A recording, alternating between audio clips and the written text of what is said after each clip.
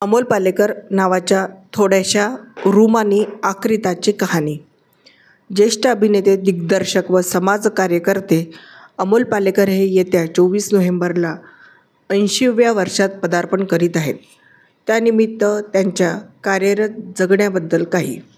योगेश्वर गंधे, चित्रपट अभ्यासक, पत्रकार, लोकमत. मला अगदी परवा माझी 50शीतील एक मैत्रीण म्हणाली, "अरे, तुझी अमोल पालेकरांशी ओळख आहे ना? मला त्यांची भेट घालून दे." माझ्या 20शी नंतर जेव्हा आईवडिलांनी स्थळ पाहायला सुरुवात केली होती, तेव्हा माझा हट्टच होता की मला अमोल पालेकरांसारखाच कुणी हवा. माझी आई पण पालेकरांचे सिनेमे पाहूनच खुश असायची. मी तिला थांबत म्हटलं की "बाई गं, येत्या 24 नोव्हेंबरला अमोल पालेकर हा अभिनेता, दिग्दर्शक, चित्रकार, सामाजिक कार्यकर्ता, मनस्वी माणूस 80व्या वर्षात पदार्पण करतोय." तर ती म्हणाली, "हे रे काय, तू काहीतरी सांगतोस. चित्तचोर, छोटीसी बात, रजनीगंधा, घरौंदा या सिनेमातून आपल्या अभिनयाचं तेव्हा आणि अजूनही गारुड करणारा अमोल पालेकर 80 वर्षाचा? नाही पटत."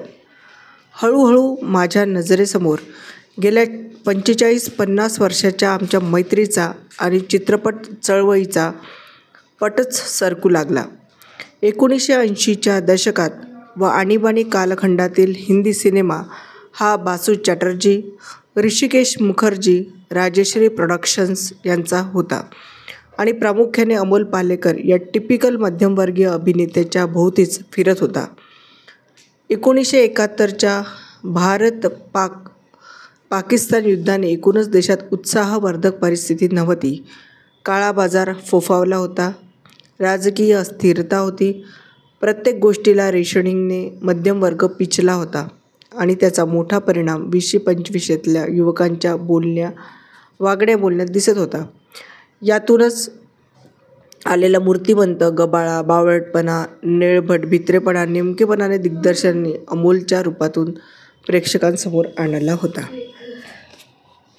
गावदेवीत एका मध्यमवर्गीय पण कलाप्रेमी कुटुंबातला अमोल पालेकर जगप्रसिद्ध जे स्कूल ऑफ आर्ट्समधून चित्रकलेची पदवी घेतो.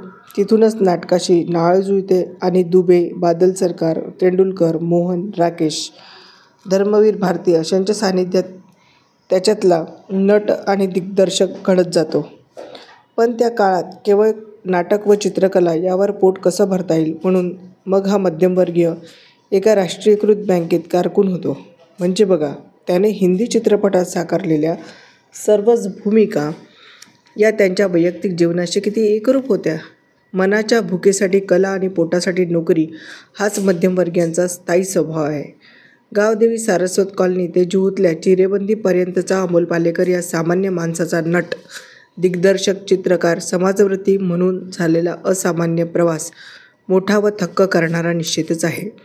अमोल पालेकरांनी ज्या काळात जो पिचलेला मध्यमवर्गीय नायक जिवंत केला, त्यातूनच हिंदी रुपेरी पडद्यावर अँग्री यंग मॅन जन्माला आला.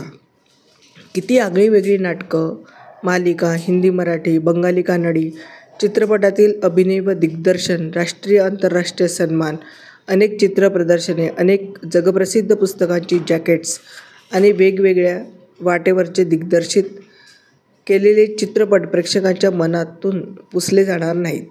सुजाण प्रेक्षक घडविण्यासाठी महाराष्ट्रात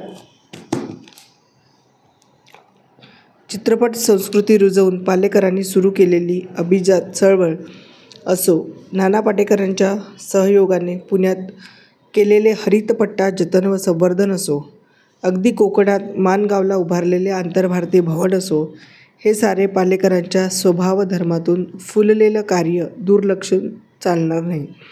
वाहत्या पाण्यात हात धुणारे अनेक संधी साधू आहेत, पण अमोल पालेकर हा मनस्वी कलावंत अशा वाहत्या पाण्यापासून कायमच दूर राहिला. अपघाताने लाभलेले भारत सरकारच्या चिल्ड्रन्स फिल्म संस्थेचे अध्यक्षपद सोडले तर हा श्रेष्ठ नट, दिग्दर्शक आजही कोणत्याही सरकारचा लाभार्थी नाही. असं वागणारा हा माणूस कलावंत आहे का, असा प्रश्न पडल्याशिवाय राहत नाही. पण हेच शाश्वत कलावंताला ठामपणे जगवतं. अमोल पालेकर नावाचा हा मित्र आक्रित रावसाहेबसारखा आपल्याच दायरात भूमिका करत छोटासा रुमानी होत, छोटीशी बात करत रजनीगंधाचा दरवळ व अंगूरचा आस्वाद देत दिग्दर्शनाचा अजोड घरौंदा उभारण्यात कच्ची धूप बनून आहे. बदलत्या समाज व कलाजीवनाचा मराठी आणि पर्यायाने भारतीय अस्सल ऐवज म्हणजेच अमोल पालेकर 80च्या वाढदिवसानिमित्त या मित्रास अगणित शुभेच्छा.